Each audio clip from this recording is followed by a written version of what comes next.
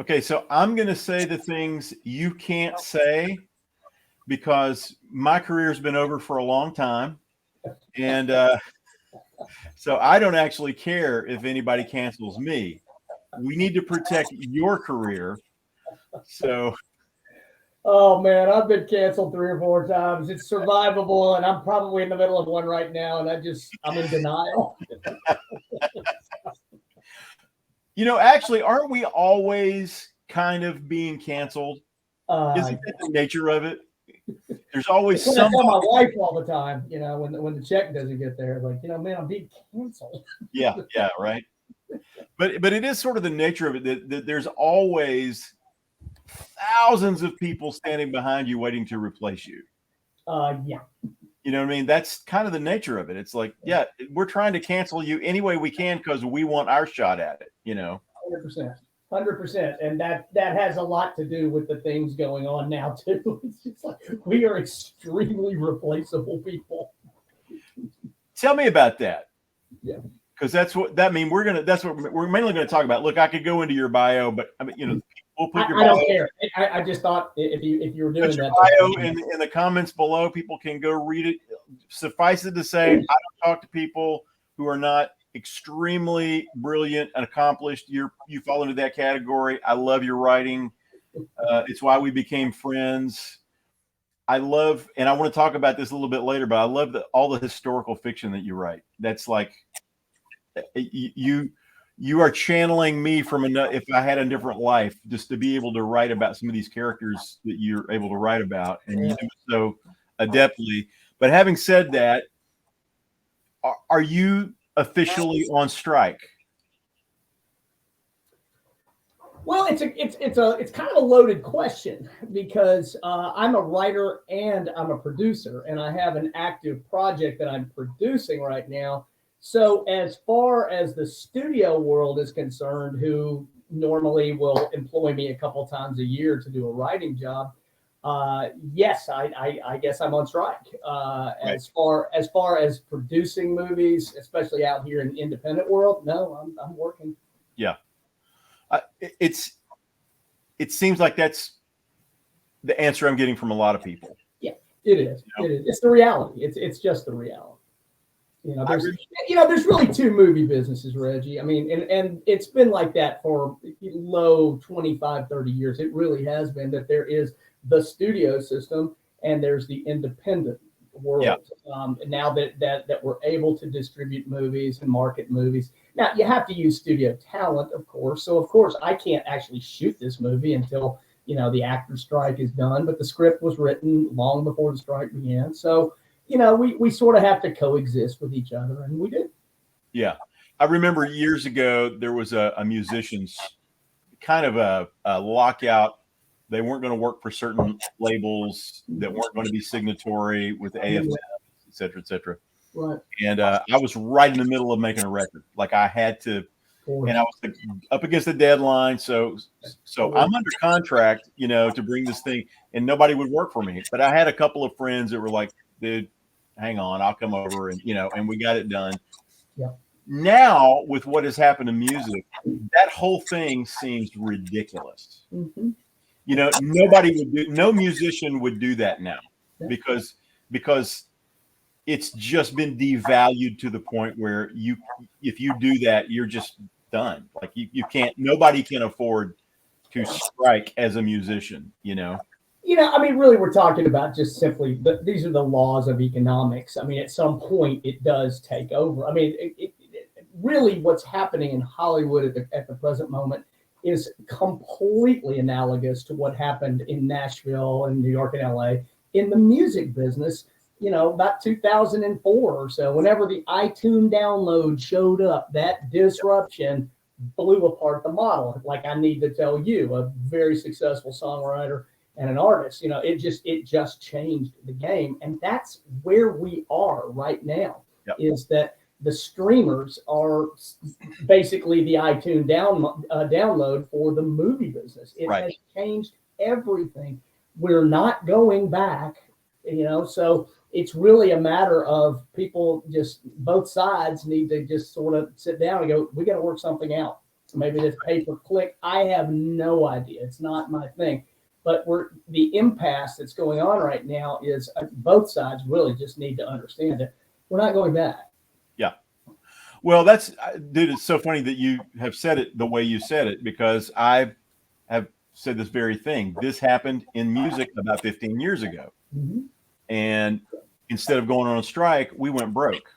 And the podcast I did yesterday, we talked about this very thing, and I said, look, you can mess with musicians' money, but you're not messing with Hollywood's money.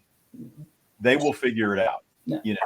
There's just too much of it. Once you start floating into Steven Spielberg's world, this is going to get figured out. Yeah. And so, but it's the same. You're right. It's the same model. It's the bypass the advertisers. We're not going to the movies anymore. We're going to sit at home and we're going to just direct stream things into your house in bulk, as much as you can consume for $10 a month. Yeah, exactly. And I don't know how anybody thinks that model is going to have back end, how that model is going to have more money to pay the creators. It doesn't in music streaming. Yeah. I mean, the model doesn't work. It's broken in music streaming, and I think it's probably broken in visual streaming as well. Well, you came up in music, and I came up in film in a time that had that certain that economic model for you. As a songwriter and a performer, it was selling CDs. That was the thing. You were selling publishing, doing all that. That's how you did that. For the movie business, you sold to a studio who would make the movie, and then there was a nice little cable television or network television following, then a physical product to go home and do your DVD and your VHS. That's how old I am.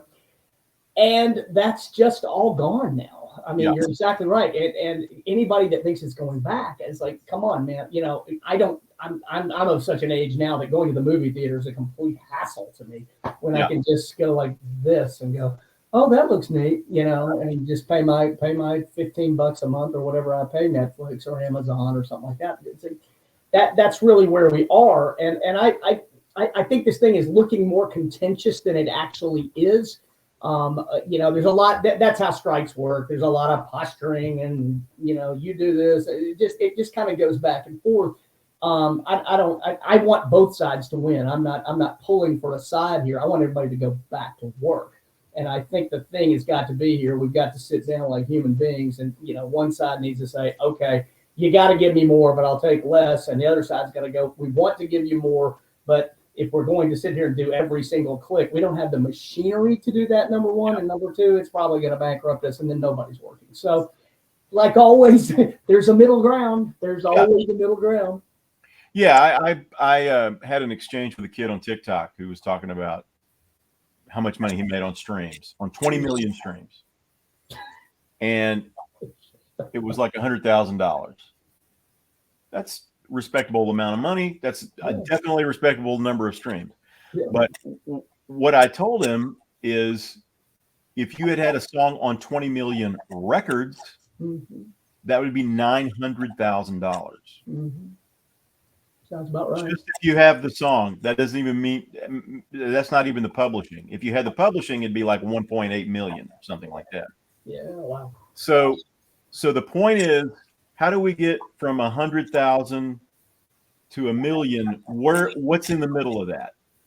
Where can we find a cat? How do we close that chasm? And I don't know in music if the machinery, like you say, is there yet. I don't know if the mechanism is. It's all driven. The value's been driven down so far that we're making less than minimum wage on what's being streamed. And I hope that you guys find where the middle of the chasm is. Because it's the same. It's the same deal. I suspect it's going to come down to raising prices like it always does. That's my suspicion. It's probably, that's probably the only way that can be done. I don't want that, but I look at it, look at every possible scenario from, how do we pay per click, more advertising, we charge them more. It's like, Yeah, I guess, but the more direct money streaming that can be sort of, people can share with, is probably going to be raising subscription rates. I don't see any other way to do that. I think some of this is like a lot of these models were flawed from the beginning, and it's like I've said many times about the lemonade stand model. It's like I've got kids in my neighborhood that do lemonade stands, and that model is beautiful for them as long as mom and dad are providing the lemonade And the umbrella, and most of the time the labor, the house, the street corner. Mom and dad provide all of that, and then, my God, we're making money hand over fist on this lemonade stand. It's like, I don't know about you, in my neighborhood, it's about $5 a glass now. Exactly. Like, what? Exactly.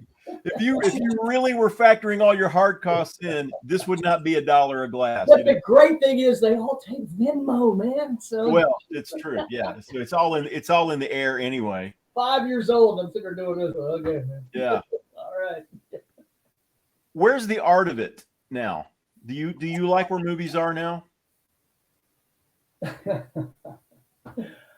I think the state of the industry now is without, like, I know, like, never forget William Goldman's famous words that nobody knows anything. Right. I think we're in a trough, and we've been in one for a while, and I think that's also reflective to sort of this just real sort of hopeless, anxious culture we've been living in for the last 3 or 4 years. I think that's part of it. I'm optimistic though. Because if you know the history of the movies, you know that we've had periods like this before where things were really dark and nihilistic, and I mean, just your average streaming a show. I'm terrible. I don't watch all that much of it. I am shocked at how dark and crass what we just consider normal entertainment to be. You and I grew up in the 1960s and 70s, and we remember, that nobody ever said a bad word. No, not on, maybe late night after 11 o'clock. And now what we're so I think worn down by it. It's just not even a big deal anymore. I feel like there's a coming backlash. Backlash is the wrong word. Just sort of a return to and you look at some of the products out there, the more family oriented and wholesome things, they're making big money. They're making big money. So we haven't gone down the tubes yet. I mean, that said, there's just some spectacular stuff getting made, but yeah, I just think overall the tone of things is awfully dark right now. Yeah. And so that's kind of my little concern, my little studio, and the material that I'm producing right now is all on the sort of, modern, old Walt Disney and Frank Capra thing. Those are the stories I'm just simply most comfortable telling those stories. Yeah. And I mean, it seems to be working. So I hope it works great.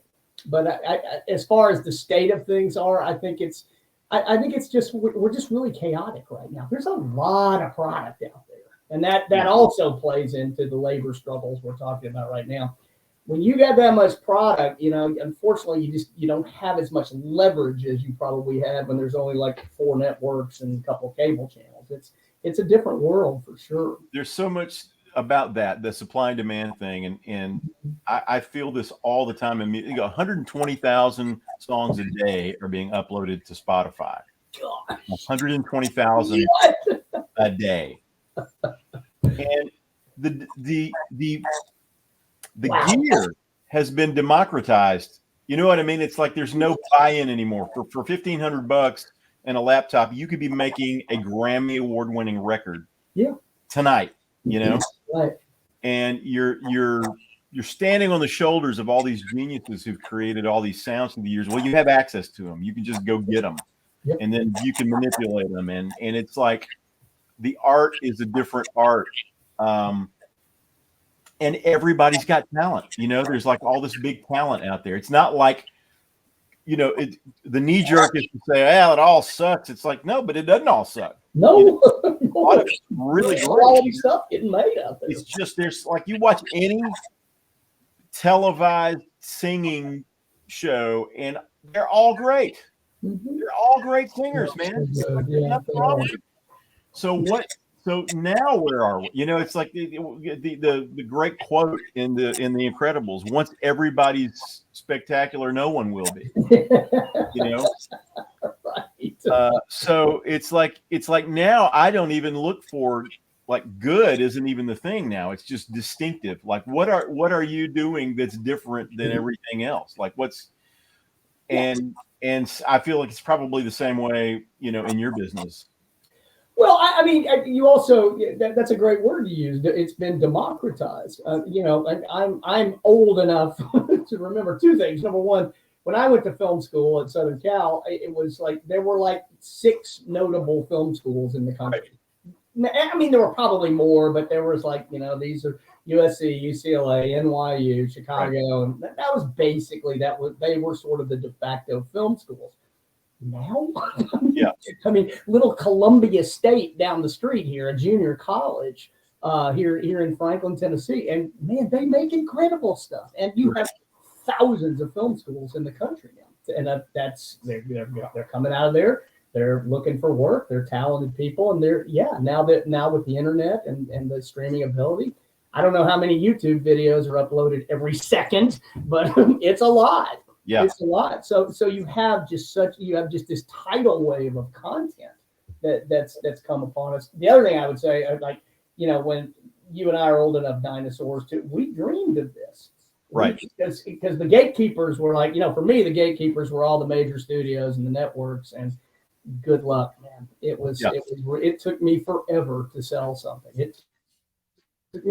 Well, and it wasn't a foregone conclusion either. You know, like we came up in a world where it wasn't a foregone conclusion. It was like, you might make it.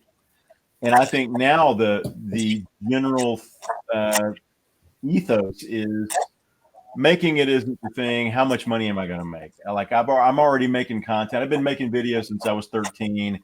I can edit them in my phone. You know what I mean? Like, it's already, I already have access to it. I'm already doing it. Now I need to do it on the next level. I see these kids. I go back to the singing shows because, you know, I'm an American Idol alumni, sort of. Mm-hmm. I'm the stepchild alumni, but I see these shows and I see that, you know, so I've got 100,000 YouTube followers and I gig, you know, 200 days a year, but I just want to go to the next level. And I'm like, dude, that's the level.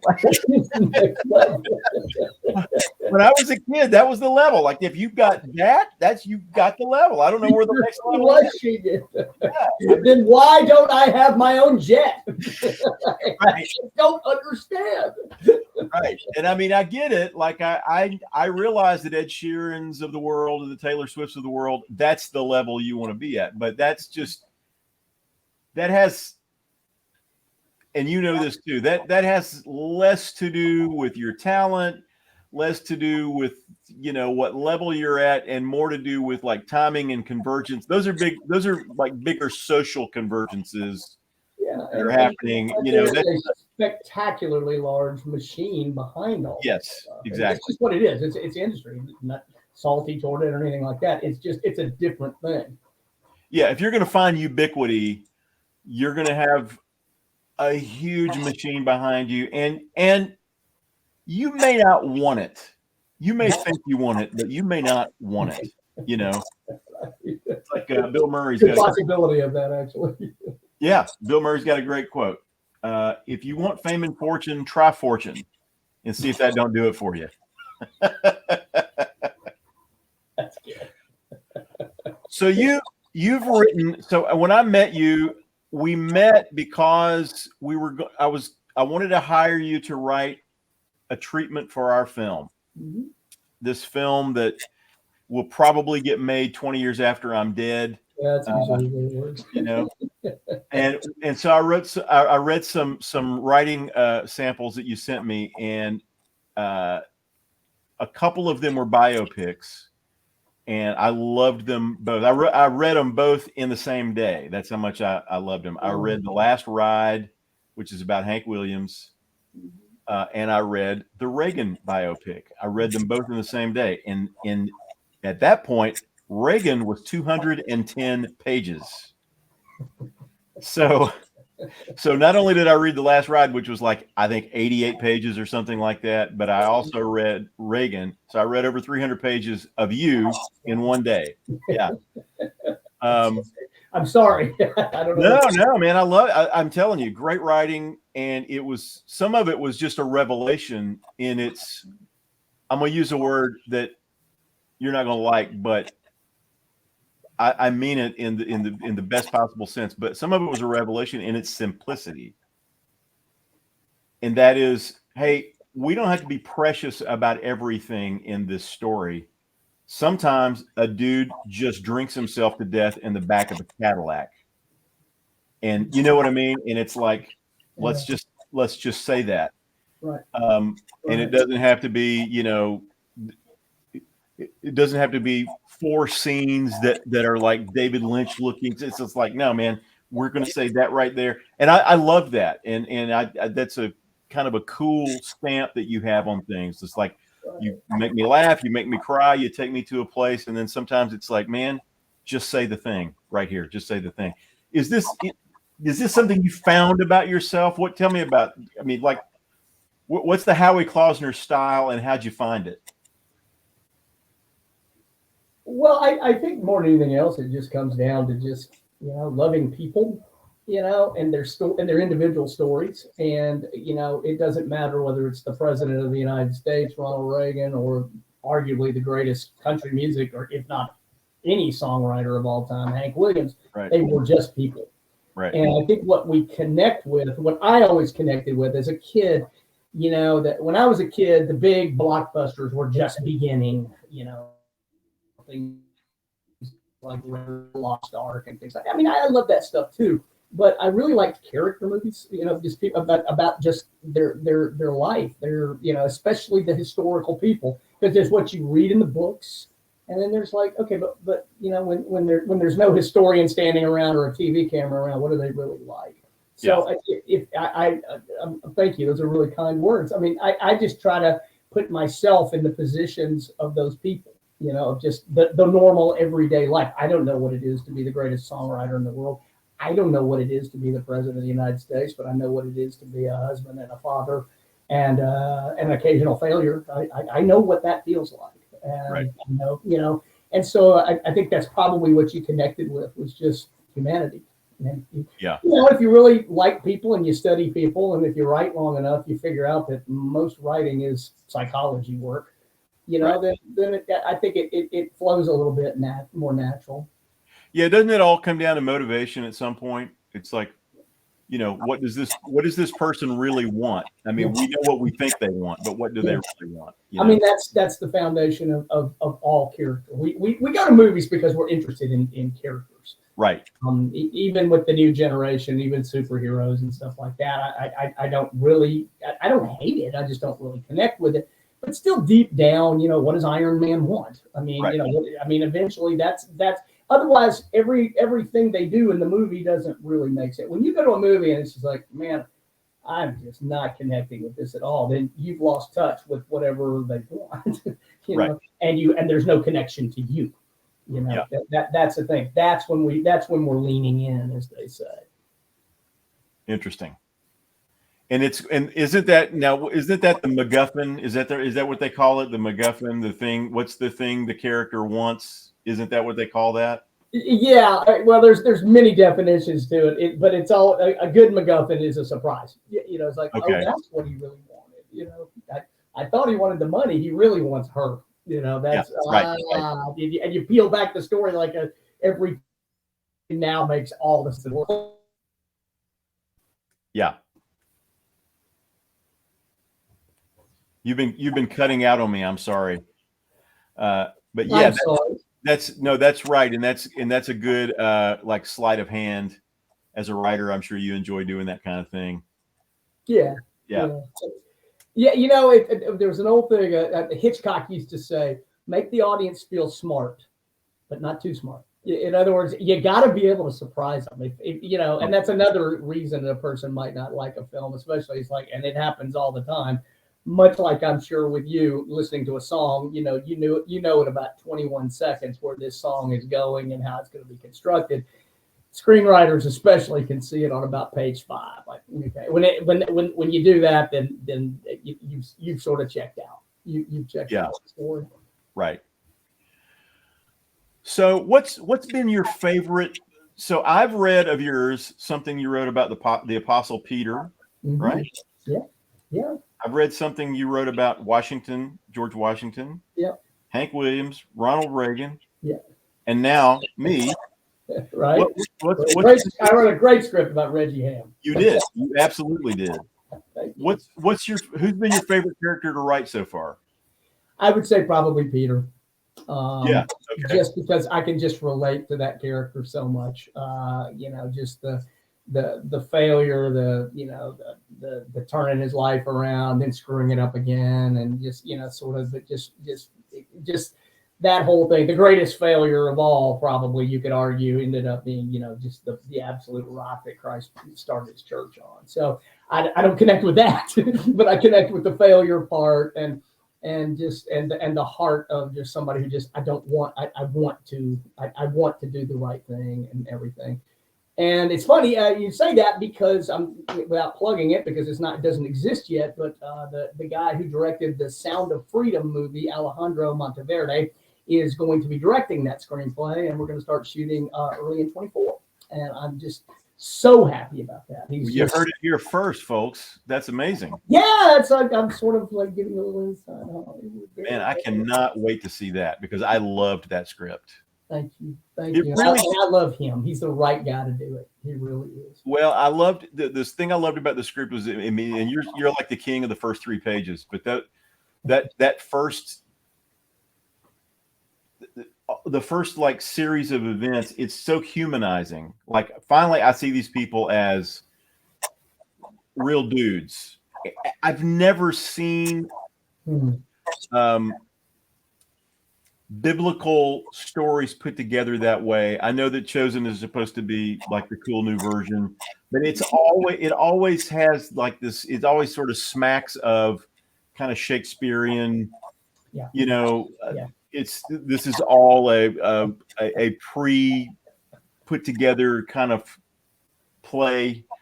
I don't think people realize the chaos that was happening around the Christ people.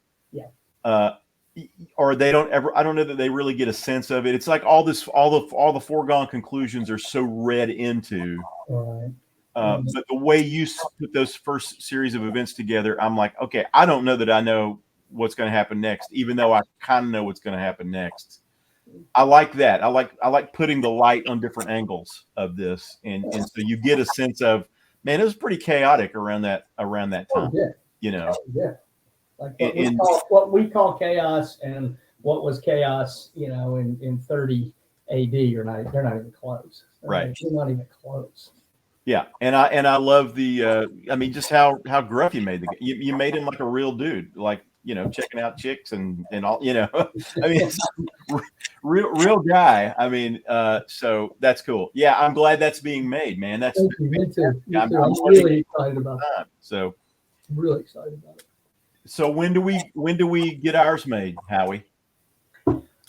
I don't know. I hopefully soon. It's a great story. It's just without mutually patting each other on the back here too much. I mean, you lived a great story, and to honest, just straight up honest, your draft of the screenplay that you wrote was like, man, I was in. I was like, yes, man, I want to be part of this, and because it's not just about you. It's about so many things, and again, going back to what we really love about screenplays and movies, forget screenplays, just the movie itself. It's the humanity that you connect with.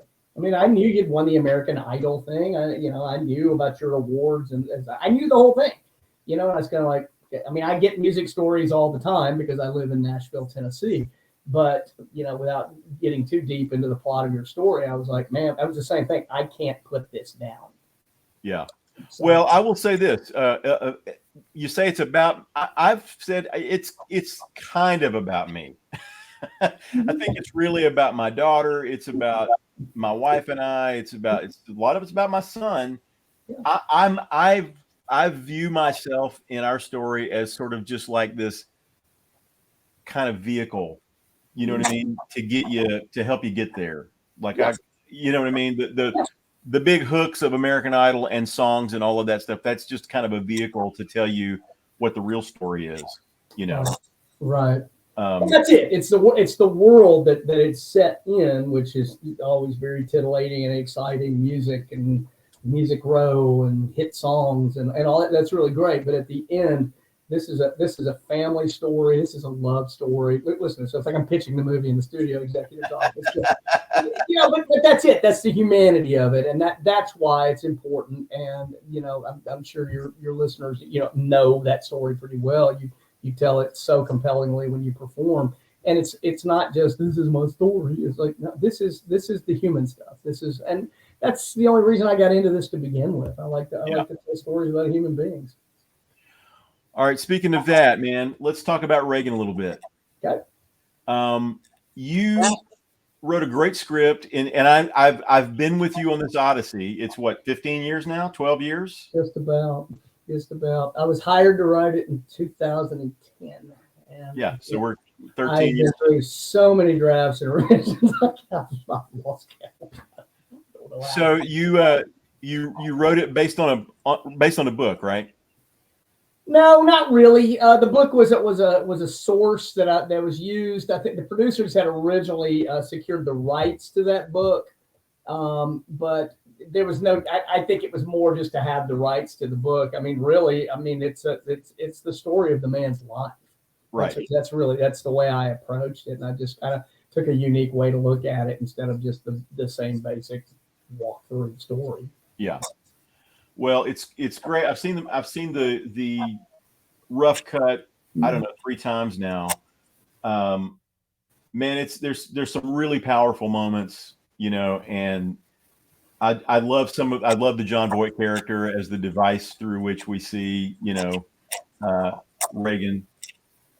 Yeah. What's something about Reagan you thought you knew but you didn't know?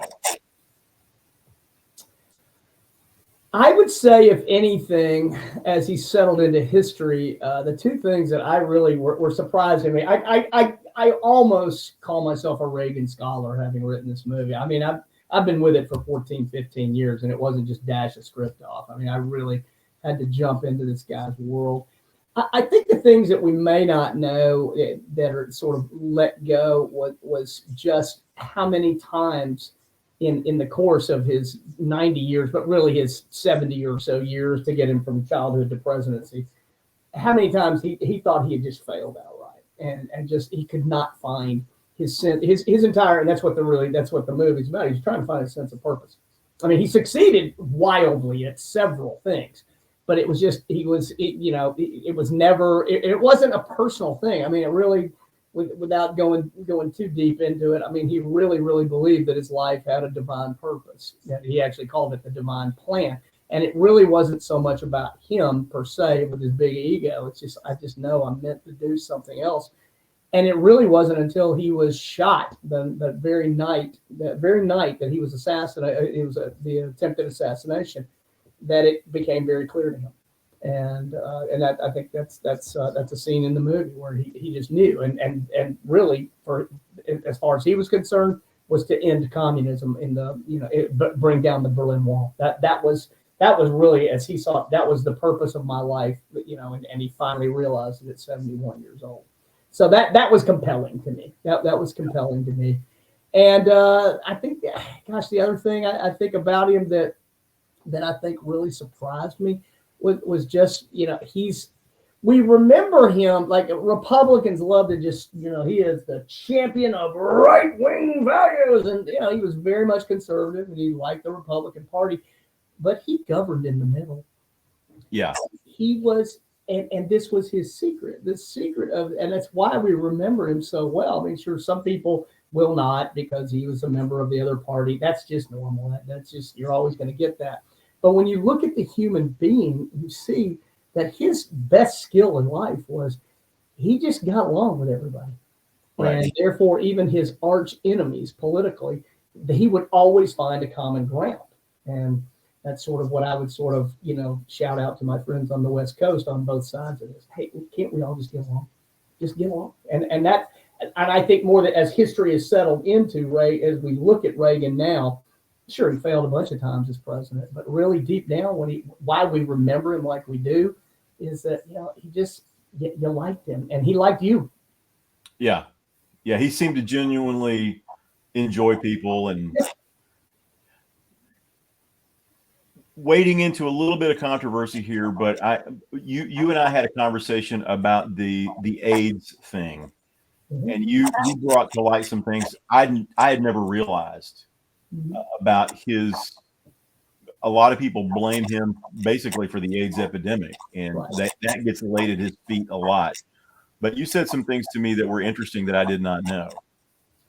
Well, I think more than anything else, it was his wife who. He was never a hard liner about it. He was confused by it, I think. That's what I've always thought. I've always thought of it as if this had been presented to my grandfather. Yeah.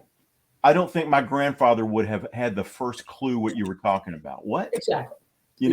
That's how I kind of saw it. Yeah. I think, that his certainly even to this day, he has enemies that love to point their finger at that particular thing.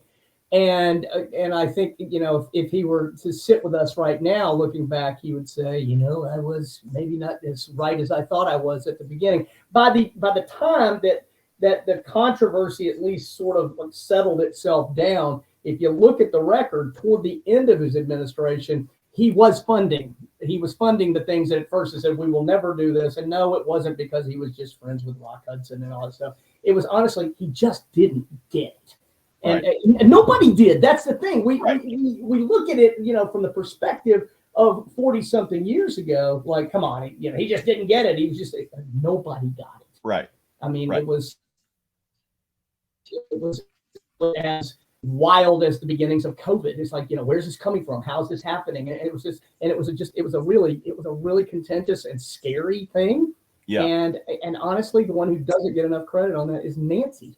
Nancy was far more, she was further looking, I suppose, within the thing. And she could always talk him into whatever he needed to be talked into. Yeah. And so by the end of his presidency, he had certainly softened toward it. And I think he actually regretted being a little bit of a hardliner with several of the other hardliners at the beginning. Interesting. It's never black and white, ever. History is never that. Right. That's, as a history buff, yeah. One of the things you find is there's way more nuance than you think. Mm-hmm. And I think a person who is of historical significance, like a Reagan, like a Lincoln, somebody like that, I think every once in a while they will see a moment where they can go, this is definitive. I think that the one of the things I love about the Reagan character, the historical character, he was president when I was a teenager and all that stuff. And I remember the real big shift. There were some real consequences, and it was very positive. Yeah. I remember the Carter years, and we loved Carter. We were from Georgia. We loved it. Sure. But remember Reagan taking over and it taking a couple of years and finally going, oh, it does not have to suck constantly, but as a character, the thing that I really like about Reagan is he saw that moment at the wall. Yeah. He sees that moment and knows, like you look at Lincoln as a character, a historical character, and he knows emancipation. I'm a complicated guy, but this is definitive. This has to be done, right? Yeah. I signed this. It seals a lot of stuff. It fixes a lot of stuff.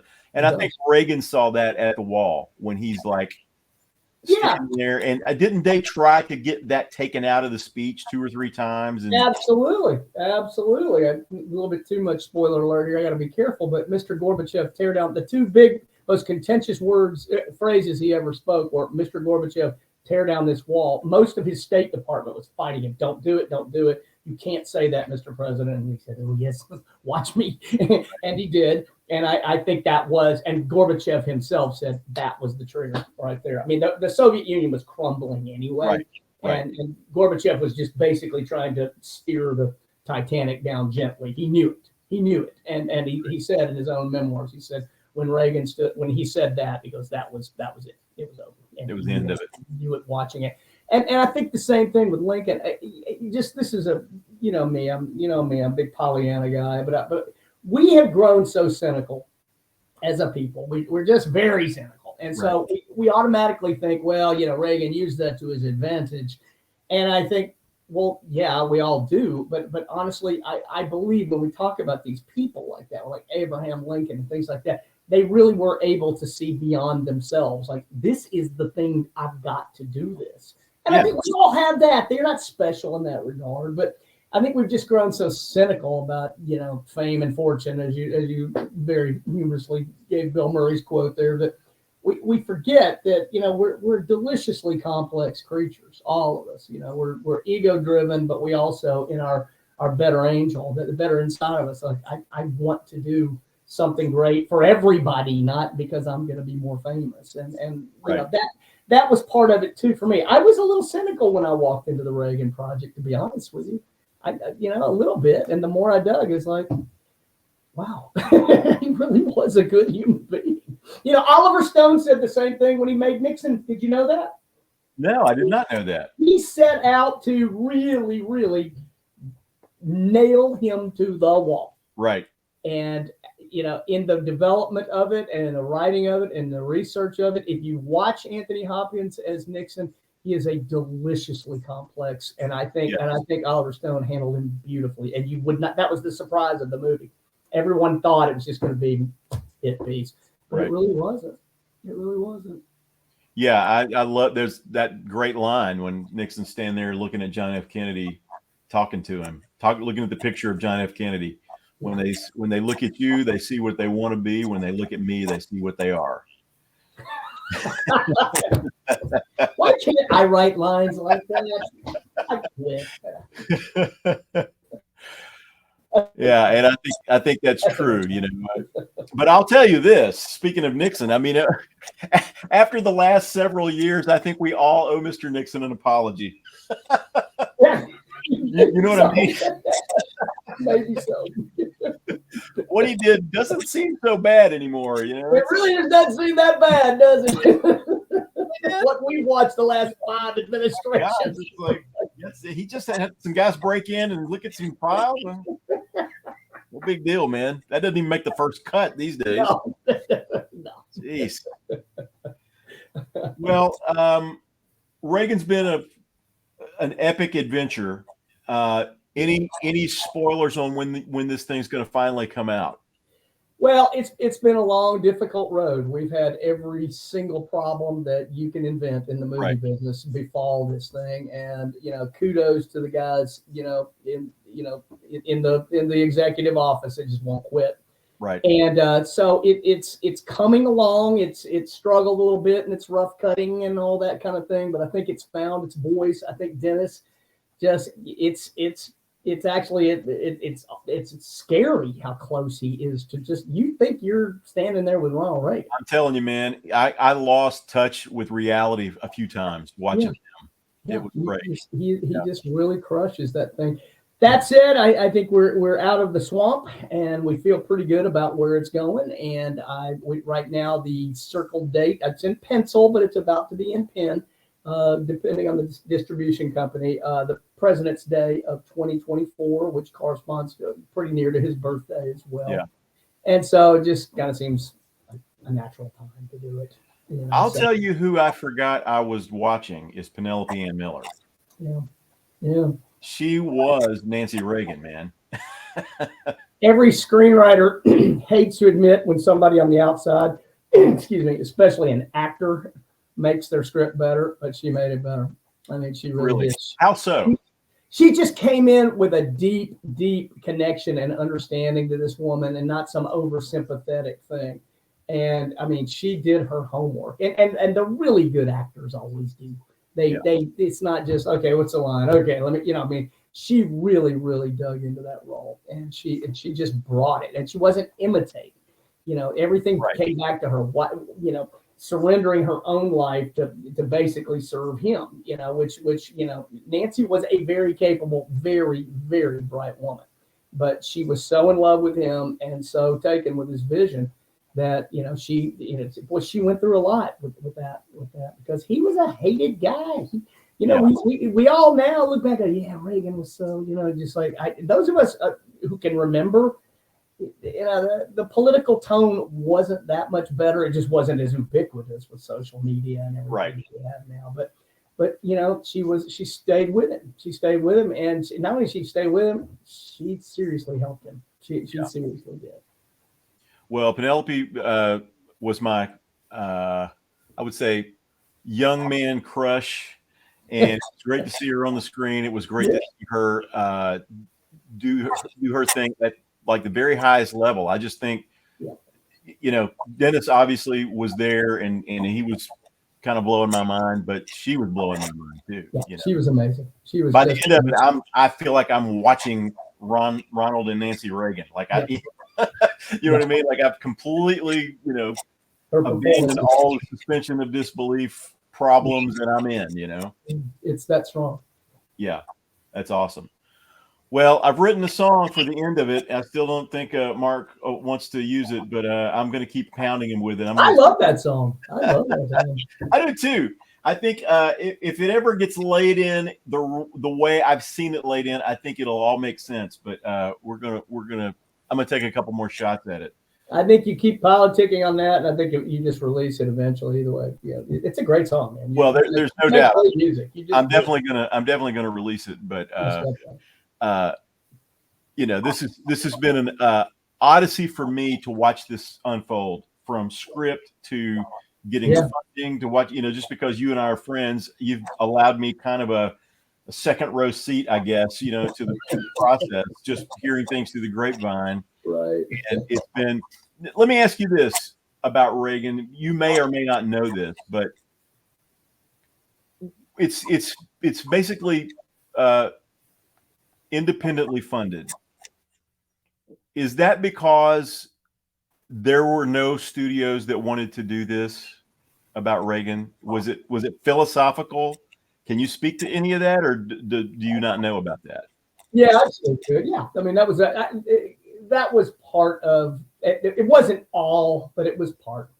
It was part, really? And just because of the hyper political tension that exists in Hollywood and sadly in a lot of the rest of the country now, the producers at the beginning were afraid, and I think righteously so, that it would not. Yeah, it's not uncommon for, let's say, a studio or a distribution company to say, absolutely, yes, we're behind you, whatever that thing is or whatever. And once you have finished the movie and handed it to them, they can essentially recut it. They can do whatever they want with it. Right. Now, at some point, like I would say probably the same thing exists for music artists. They have final cut. They can edit, 30 seconds out of your song. I don't know.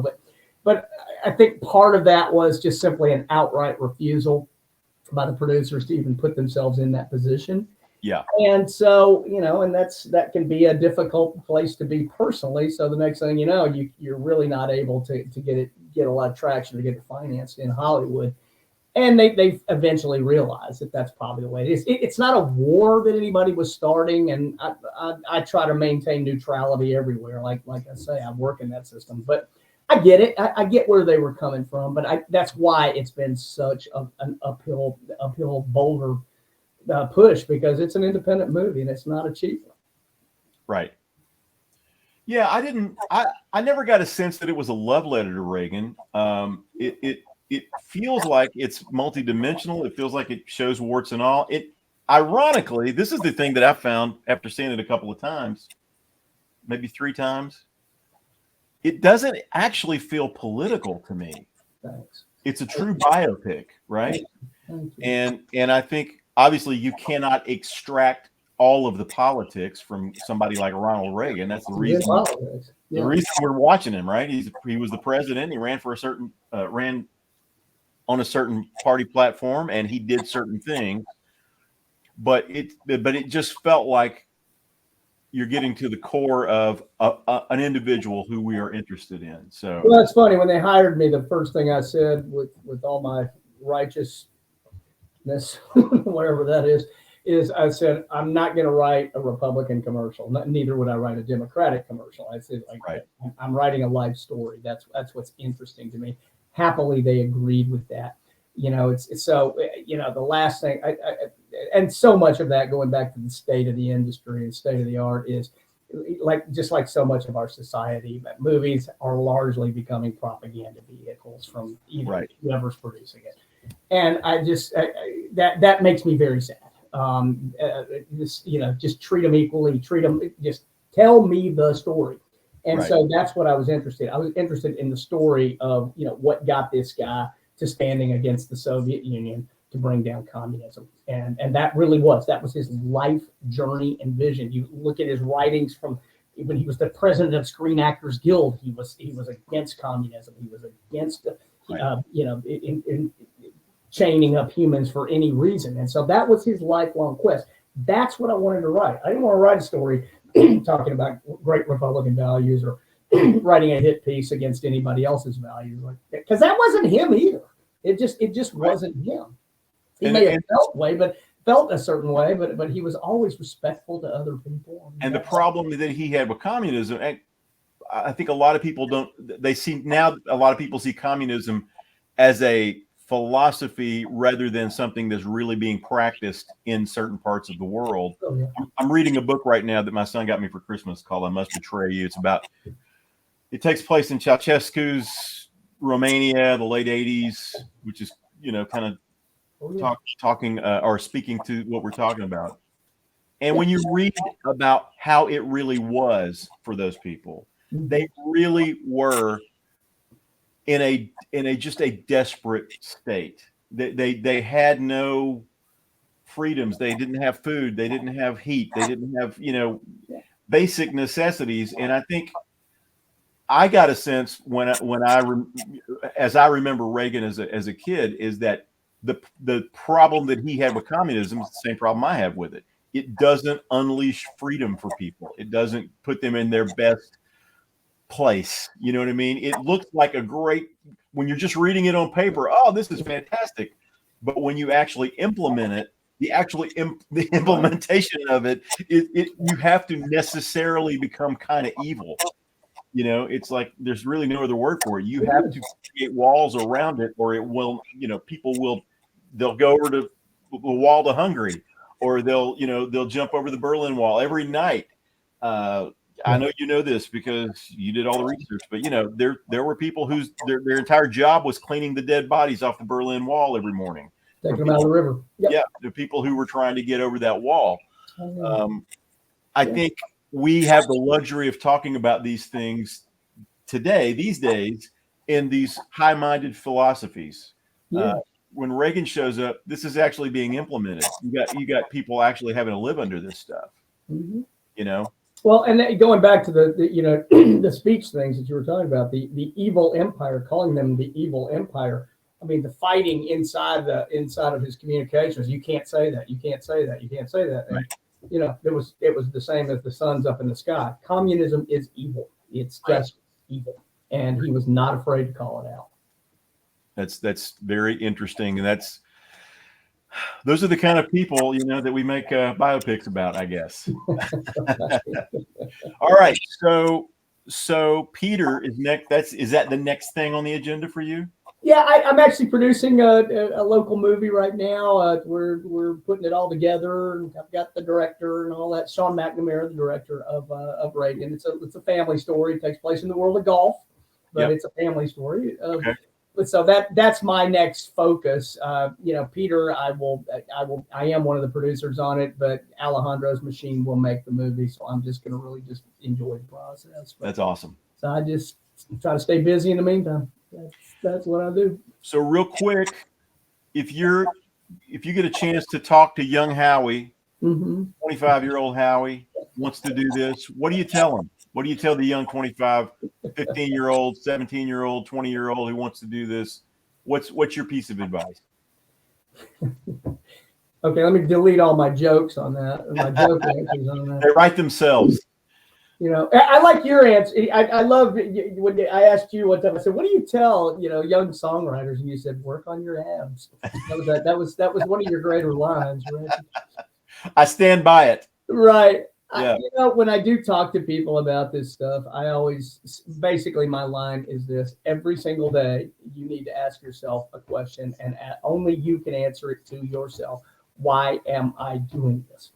And that's it. Why am I doing this? If you're looking for quick money and big money and all that stuff, number one, there are easier ways to get that, and number two, it's probably not going to happen. So you better be real about that. But if it's, it's that old saying, man, if you can't not do it, then you have to do it. Right. But just, I think that's the thing. People, the ones who run out of gas, I think in anything, but especially in this world, in music and film and anything like that, they forget why do I want to do this? Yeah. Right. That's it. That's all. That's a great question to ask yourself. Why am I doing this? Right. It's a question that I ask myself every day with a little bit different tone. Like I get up and I go, why? I put it a little bit differently, Howie. I get up every morning and go, why the hell am I doing this? Yeah. That's like a good cuss word in your dialogue for that. Not just, why am I doing this? Why the hell am I doing this? Thank you for only saying hell. Yeah. Well, I'm going back to the old cuss words. I like that. Yeah, I think the new cuss words are starting to get overused. I like the old kind of like World War II cuss words. You know what I mean? That they could use in those movies. The cuss words John Wayne could use. Damn it. Leave me the hell alone. I think I'm it's so funny. I just a young person just gave me his script for something, and it was a pilot script for a TV show he wanted to produce. And I read it, and I was like, okay, don't be the grumpy old man. Don't be the old fuddy-duddy dude. But, I mean, in this 32 pages, he must have had the F word 30 to 35 times. I'm not exaggerating. Yeah. One of his characters, she's profane. Okay, so right. Fine. And so, I was gentle with him. He's a good writer. I just said, it's like tattoos used to be. Tattoos were really like edgy and wow, everybody's got a tattoo now. Right. So, and here you are trying to get some shock value out of this word that you use over and over again. I said, what I sense in this is that you are on some kind of an agenda, and maybe it's just to get noticed as being an edgy guy. It just, and I just said, in all honesty, boy, this is really gonna marginalize and age me, but it just knocks down the quality of the writing. You just look at it and go, whenever, give me a more creative invective every single time. And that makes me go, wow, that was clever. And that was different. Yeah. I'm kind of with you on that. Like the Cardi B song came out a couple of years ago, the WAP that was supposed to be so, and I found myself not shocked as much as I was bored. Yeah, that's it. I was just like, man, I get it. Okay, so you're writing about just extreme biology and just kind of pituitary function, and I don't know what am I supposed to do with this? You know what I mean? I get it. So what do I? None of it really shocks me. It's really really misogynistic and okay.